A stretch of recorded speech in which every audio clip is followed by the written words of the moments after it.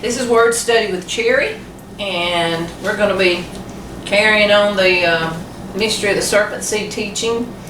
And I think he has some questions for me, maybe something he wants to add. I thought y'all might get more out of it doing it this way than the way we've been doing it. Might go back to the old way, I don't know. We'll see about that, but nonetheless. I asked a question the last time that I taught. I was at, I believe, at Oakville, at that mound there, and I asked a question basically, what are high places, groves, and standing stones, and talked a little bit about it, gave some scripture in Deuteronomy, and we're going to take a look at some places in the world that were high places, and or even now still high places, or I believe anyway. I mentioned the Etowah Indian mounds, I believe, in the last one.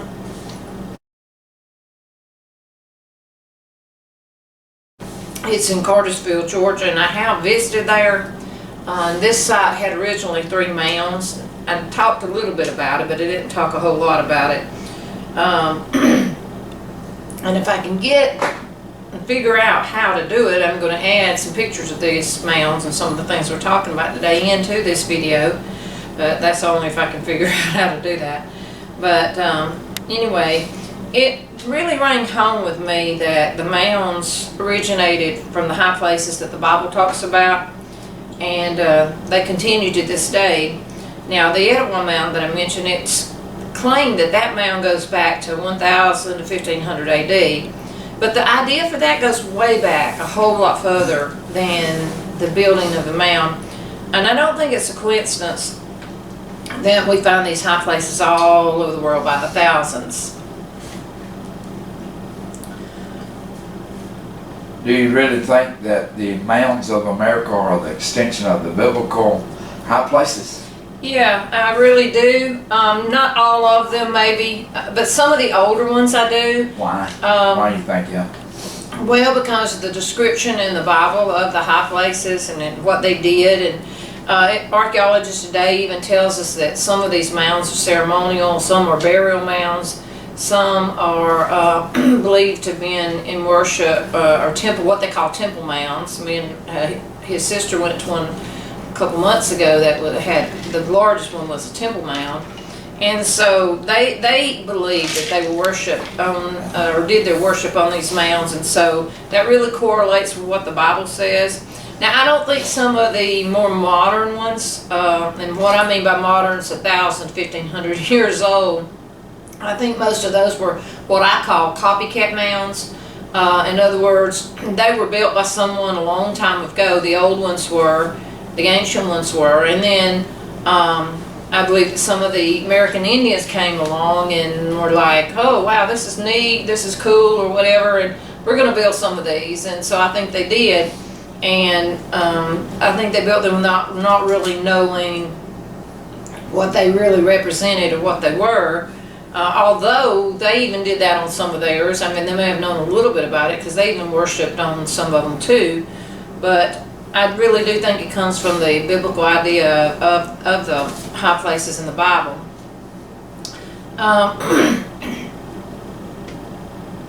Okay. And it's not a coincidence that we find these high places all over the world either, by the thousands. Maybe more than thousands, it might be up into the hundreds of thousands even, because I think there's some that still have not even been discovered, but they had to come from somewhere. There had to be a beginning. Somebody, I don't think, just up one day says, oh, let's do these, and then somebody over across the world says, oh, let's do this. I believe it came from one idea, and I believe it's the same idea that the Bible talks about. I mentioned the Bema of the Mama the last time I talked about, because it's a high place. It means high place as well, and that was actually where the idea of our pulpit or podiums and stuff came from, was from that. But if the archaeologists and scientists would be honest, and some of them are and some of them aren't, but they'll tell you they don't know who built them. That's how they get the names Adena and Hopewell, because they built the mounds, or not built the mounds, but they named the mounds from someone who had owned the property there. And I know they changed the name on the Emerald Mounds there in Mississippi. We visited a few months ago. Had changed it from the name of the home place that the person lived there to emerald mounds. So a lot of these names for these mounds and the time periods that these mounds come from people who owned property there at the time that they dug on those mounds. Okay. They had temples on them for sure. We know that for positive fact. Now, they have found numerous copper tools and weapons and decorative copper plates in these places, and I'm talking about the Etowah Mound now, accompanied by burials of what they call the elites. The elite, so-called, were often buried with beads and copper and just a lot of things to show that they were the chieftain or they were the head or whatever, you know, of these places. But where the copper was close to fabric fibers, it protected it, and when the archaeologists dug, they found brightly colored cloth with beautiful patterns, ornate patterns on it. And they also found quite a few clay figurines in those mounds. Well, you read in your scripture on your last teaching about high places and about what groves and statues.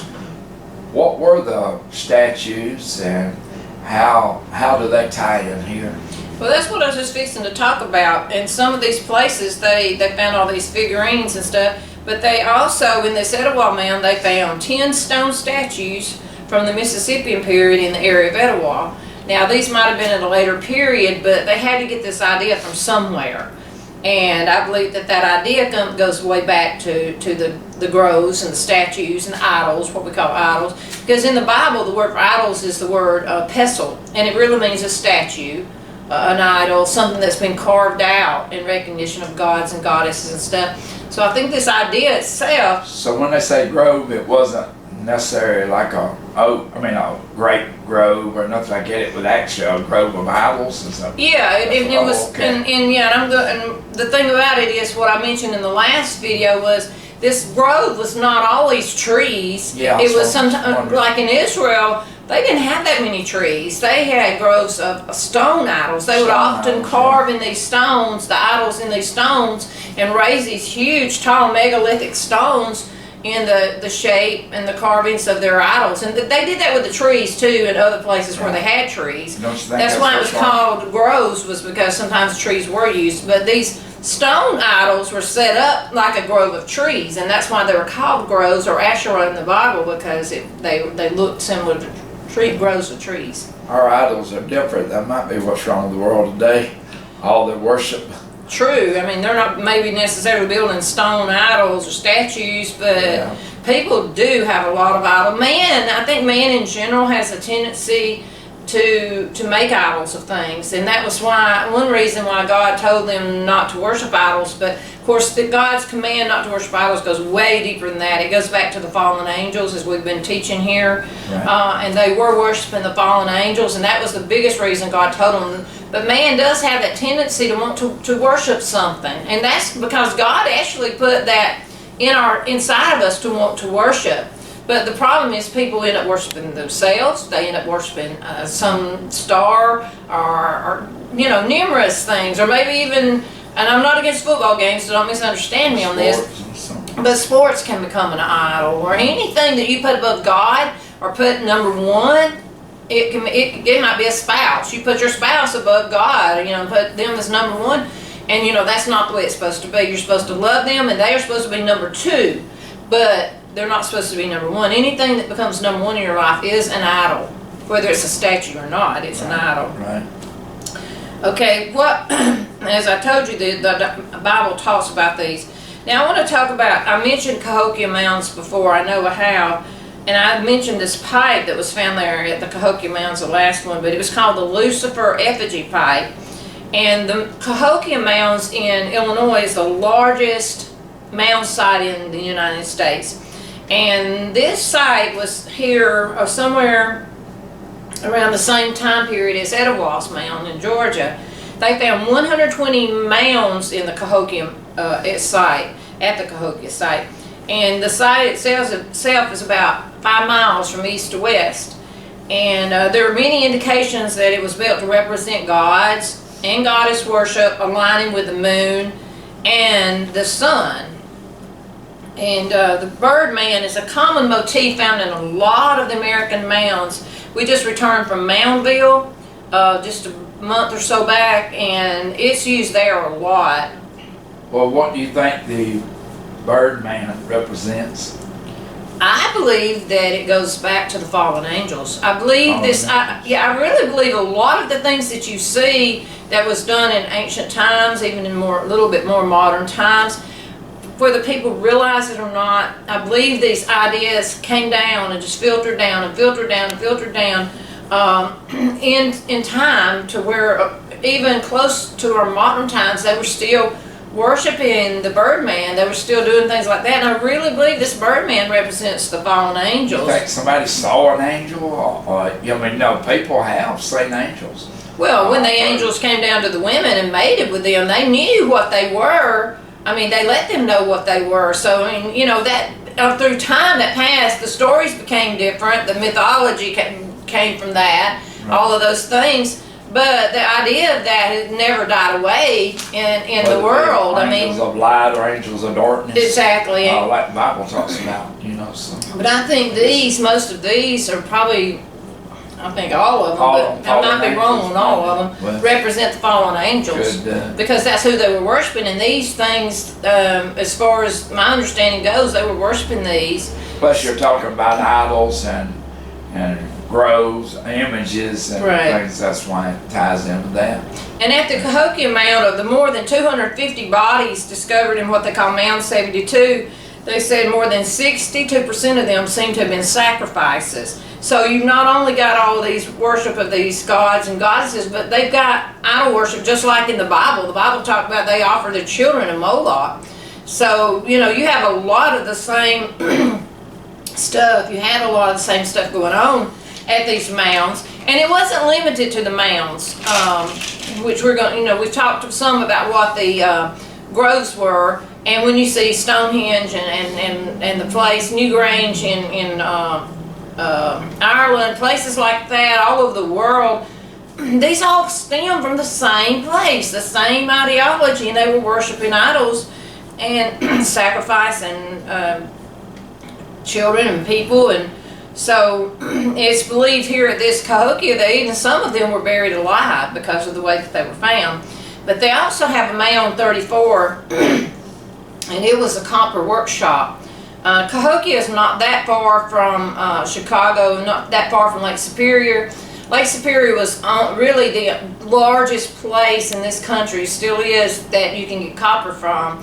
Now, I know we lived in Clay County at one time, and there were some old copper mines, pyrite mines, and different kind of mines in that area. So there was some in that area, but it was such a small, minute amount compared to what Lake Superior has, that most of the copper you find in these mound sites came from there. And they believed that Mound 34 was a copper workshop. In other words, they'd get the copper and they would make stuff out of it, work on it. They had a site called the BBB motor site. And it was considered to be a major second-tier ceremonial site at Cahokia. And they say that this mound, because all of the mounds were not built at the same time. Archaeologists will tell you, well, this mound was built, and this one was built 300-400 years later, and so on and so on. And it was the same way at Cahokia. But they had a period called the Sterling phase, and they believe this mound was built at that phase, and they found two figurines that came from the style of this time. One was of a kneeling woman with a pack on her back, and she's holding the back of a serpent, and she's sitting on or squatting on what looks like a cat head, and it's called the Burger figurine. And the tail of it splits off and turns into flowers, fruits, and vines of a gourd. And so the archaeologists and scientists associate it with the fertility of the earth, which would represent the fertility god. And then there's another statue of a woman with long hair, and her skull is deformed. She's wearing a skirt that appears to wrap around, and she's kneeling on a raised dais or a raised platform. And the dais seems to represent maize or corn, And she's called the Keller figurine. She seems to have a basket with a stalk up on the right side of it all the way up to her head. And I guess that points to connection with reproduction of the woman or reproduction of the earth, or same thing, fertility. And then there's another statue that has a rattlesnake coiled around her head like a turban. And there's a lot of others, but I'm just telling you about those three. We'll go on, and I mentioned the Lucifer pipe earlier. It's of a nude man with a large head holding a deer head in his left hand and some kind of object with fringe in the other. And this pipe has a hole in the back for the insertion of a tube, you know, so they could smoke it and all that. But it's about 9 inches tall, which is probably about like that, which is really tall or long for a pipe. And then there's the St. Paul burial mounds. And they were originally built around 200 BC to 400 AD. They found artifacts there that included some copper ornaments and some copper axes, as well as some pipes that were carved, pottery, stone knives, beads, and bones, the normal things you'd find in an archaeological dig that's believed to be Indian. I believe there was also a breastplate found, but don't know what it looked like or anything, or what. Nobody knows what happened to it. Something, it just disappeared, I guess. They don't know who really built these mounds, but they are similar to the Hopewell mounds. And the mounds were named lots of times, or the mound sites were named after people who had owned farms in the area. And you have the Adena culture and the Hopewell culture, and anything that was found around the same time period as what they call the Hopewell culture. And that was named because of someone owning a farm, Hopewells that owned a farm. They had mounds on it, and so any mound built around that time period became the Hopewell time period, you know. And that's how they named the different cultures. But a lot's been found here that's disappeared to who knows where. Then Ohio Serpent Mound, which we went and visited, you know, last summer, and I made a YouTube video about it on a YouTube channel, David Deers, which is a different one than this one. It's just a regular with metal tech and different things on it, but this one is my Bible teaching channel. But you can go watch that if you want to see about just the mound that we went to. But anyway, it's also considered to be an effigy mound as well, and that's the Serpent Mound in Ohio. And it's believed to have been built in the years of 800 BC to 100 AD with some later periods. And as I mentioned earlier, they're built at different time periods, so that you know, you have one built here in a few hundred years maybe, or 100 years later they build another one. But this mound has astronomical significance, and I don't mean astronomical by being big or large, which it was, but I mean literally relating to astronomy, because the summer solstices, it's based on the summer solstice, and the Serpent Mound is. And there are a lot of other sites too that are like that. So do you think there's a lot of mounds that seem to have been designed to align with the summer and the winter solstice? Yeah, there seems to be a lot of mounds, and my research shows that all over America and all over the world, actually, that a lot of the mounds, but not just the mounds, but like Stonehenge and like the places that have the megalithic stones, and places that have the really tall megalithic stones that are standing, that they would call standing stones, what the Bible calls matseva, or pillars, that they do, many of them, I don't know the percentage, but many of them point to a solar alignment, and even lunar alignments on some of them, like the moon and stuff. It is amazing, actually, that they could do that. I mean, that they knew enough to do that, because, you know, I'm not even sure a person could do that now. I mean, scientists probably could, a group of them, not one by themselves, though. But it is amazing that they could do that. There are a lot of them that are aligned to do this. But this points back, basically, to the paganistic worship of the sun god that's mentioned in Scripture. In Scripture, you have a god called Baal Shemesh. That means Lord of the Sun, or Sun God. That was the name of him in Israel. And there's also a place that we went to while we were there the last time we went, called Bet Shemesh. That means House of the Sun. And it's believed that this town, Bet Shemesh, was used as worship to the sun god. And you got to realize again that these gods are one and the same with the fallen angels. It goes back to the fallen angels. They weren't worshiping the sun, they were literally worshiping the fallen angels and their seed. Now, when you talk about a tumulus in Ireland, Ireland has a lot of the things like this, they have mounds, and then they have a lot of the hinges, or the groves that you call them, but they're stone groves, and they're huge. So a lot of the rocks are huge. Some are a little bit smaller, but and then this is what I've discovered in studying. But they have one that's a burial mound, and it's really big. It's at Newgrange. It's not like I ever get to go there, but I have seen pictures of it, and it is a burial mound. I have pictures of eastern mounds in the United States, and there's one in Lake Delavan in Wisconsin, which I'd love to go to one day. I don't probably never get to, but I might. You don't know. But if I live long enough, maybe I'll get to. Yeah, see you later, Mama. Yeah, but giant bones were found there in 1912, but they have no remains or evidence of it anywhere today. But it was supposed to have disappeared when the Phillips brothers, who owned that land, died at their death.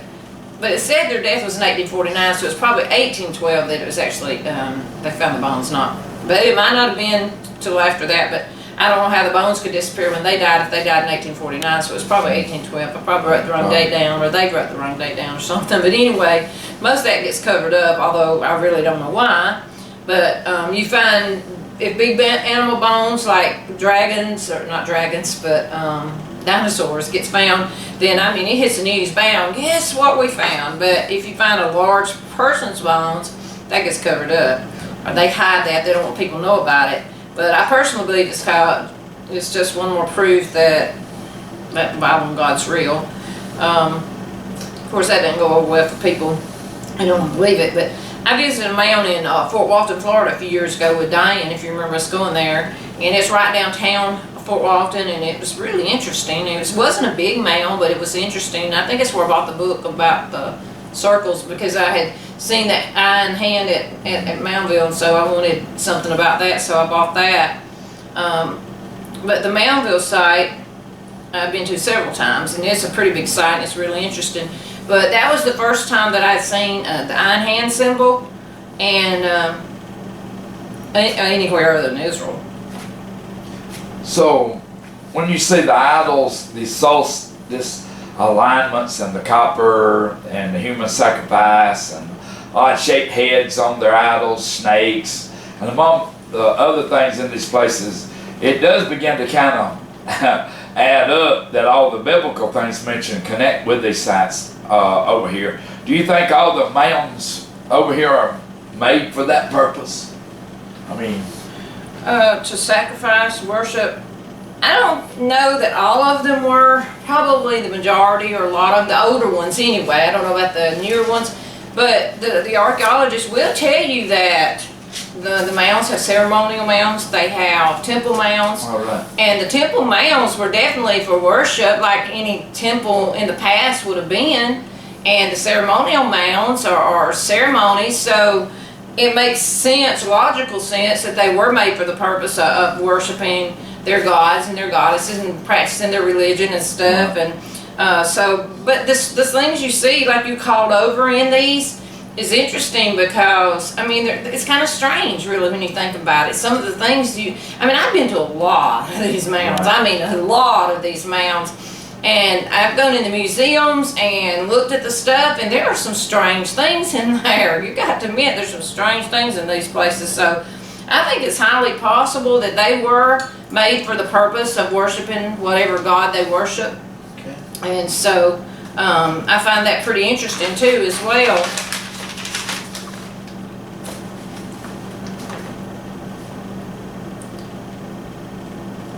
So, I guess that you answered it a while ago.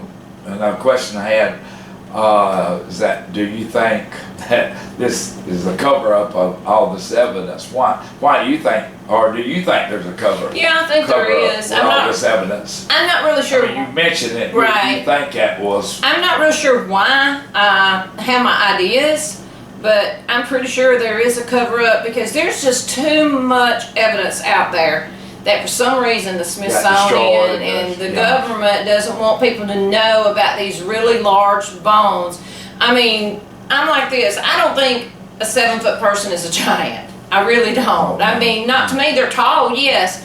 But I mean, if you remember that guy one time we were at the football game, and that guy was so tall, he was 7 foot something, Yeah, and he he's went up the running. fence. He's running down the field, and he hits it at his waist because it's an 8 foot fence. A high school student. Yeah, and he just flipped right over that fence. It went. It was. He caught the football, but he went over the fence. Yeah, right at his waistline. It just flipped him 'cause over. his waist was higher than the fence. Yeah. And the fence was 4 foot tall. I know, and it was just like.